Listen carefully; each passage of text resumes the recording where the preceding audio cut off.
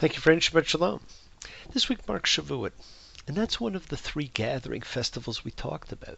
And it means weeks. It marks the end of the count between freedom and revelation. It is one of four Yitzchor dates in the calendar. Yitzchor is the memorial service, and we will be doing a brief Yitzchor service at the end of this week's Parsha. So please stick around for it. At least on the video version, anyhow.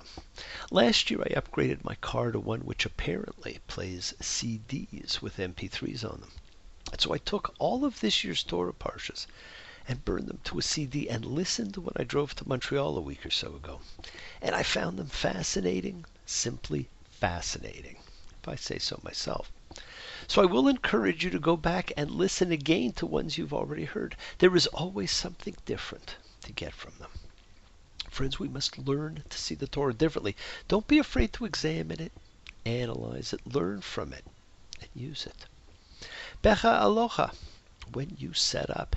And these instructions were about setting up the menorah with its 7 lights. That by itself would make a fascinating topic, made from one piece of gold.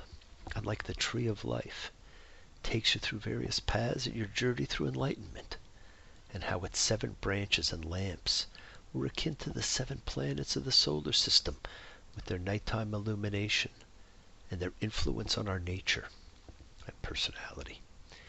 Each of us unique, each of us different. We see the creation of the twin silver trumpets for proclaiming movement and announcing the new moon, and we see they were different from the shofars blown during the days of awe. Like witnesses to history, we see the first post-Exodus Passover at Sinai. And we have beautiful symmetry here, friends. The first marked leaving the limitations and suffering in Egypt, and now the second marks leaving Sinai for the Promised Land. I read this Parsha, and I think of the rabble and riffraff and complaints. I think of how our karma can come back on us immediately, and the horrors of discrimination, as when Aaron and Miriam criticized Moses for his choice in his second wife. I think about how hard our sages argued to make this about Zipporah. And I think of today's blended families. I read about the cloud, and I'm reminded of that great Twilight Zone episode, Nick of Time. I'm reminded that we can sense a palpable change in how people have addressed the deity since Genesis. From Adam and Cain, who spoke like naughty children caught in the act of something, to Abraham, who was challenging and negotiating, like when he negotiated over Sodom and Gomorrah's destruction.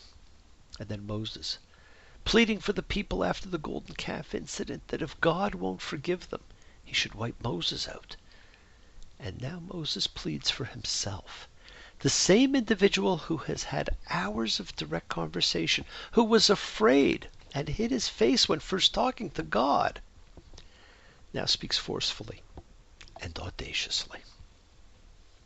In this Parsha, Moses epitomizes humanity, the wilderness generation which was closest to God, who saw him, who heard him, are yet at the same time the most rebellious.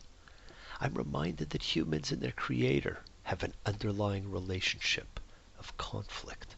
And friends, each of these are topics in themselves and beg for discussion and study. This Parsha begins the march to freedom, friends. And freedom doesn't come in a day because you were freed. Now you must journey to it and learn to adapt, to inculcate it, and to do for self and throw off the slave mentality, like the counting of the time between freedom and revelation. I'm reminded of that great Winwood Capaldi classic from 1971. Many a mile to freedom, many a smile to tell. Ask my bluebird to sing you from the heart of a wishing well. If you should ask me to give you the reason for life that we know, then together we flow like the river, then together we melt like the snow. We see a hierarchical division of labor among priests, and we see an interesting deal made by God. He says that on the day he struck down every firstborn in Egypt, that every firstborn among the Israelites became his, in man and beast. But he then traded those firstborns for the tribe of Levi. And that is why the Levites were taken for temple service. And I believe one of the most important laws in the Torah is given in this parsha. It occurs in Numbers 9:14. And even though it's said in reference to a Passover discussion, it's one that is reiterated again and again and again. You shall have one law for the alien and for the citizen of the land. Friends, there is one statute for native and alien. People are the same and are to be given the same rights and privileges. And we see this written in the Torah and the Tanakh time and time again. We see it with women, and we see it with aliens.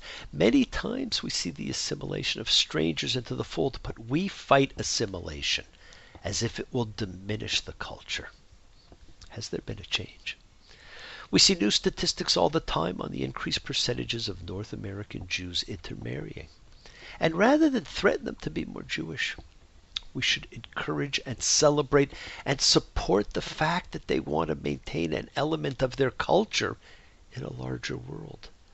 And the fact that greater messages from the Torah are finding their way into the rest of the world's ways and laws and systems and beliefs.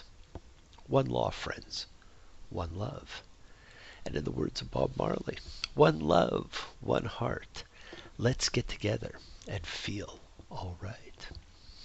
Biblically, no formal ceremony of conversion was ever necessary. The law in Exodus simply stipulated that strangers needed to be circumcised before partaking in the Passover offering. Remember, Passover was the most important holy day in the Torah. And partaking of Passover is the affirmation of membership in the community of Israel.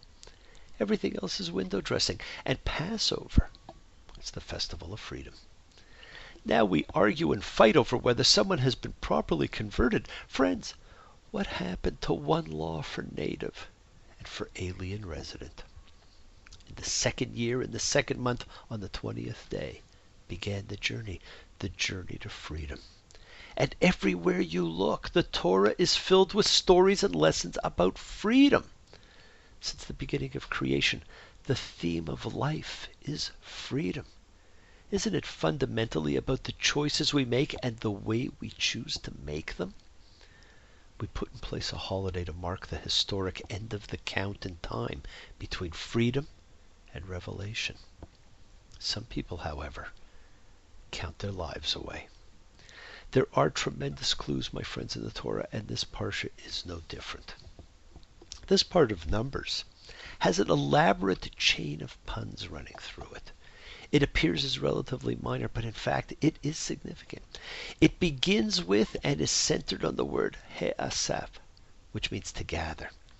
And it goes through over 14 variations, beginning with the crisis of the gathered mass or riffraff, which complains, and ends with resolution, as Miriam is gathered back after her punishment of skin blanching, as Moses gives the shortest prayer in the Torah, Adonai Lemor, El Narafan Allah, God, please heal her, please. And isn't the concept of one law for alien and native about gathering the people together? Friends, for any of you hurting or suffering in any way, oh God, please heal them, please. I'd like to end this week with a verse from a great song about life, death, and who we are. There comes a time in everyone's life when the fates cut the string. We weigh how much love, how much joy, how much strife, a life of everything. Many the time and many the place of all that we try to do. Every thought and every embrace, the carbon footprint of you. Thank you once again for joining me. I love you all. Please stay tuned for our brief memorial service. And if any of you want something done for yourselves or a loved one, please drop me a line. Shabbat Shalom.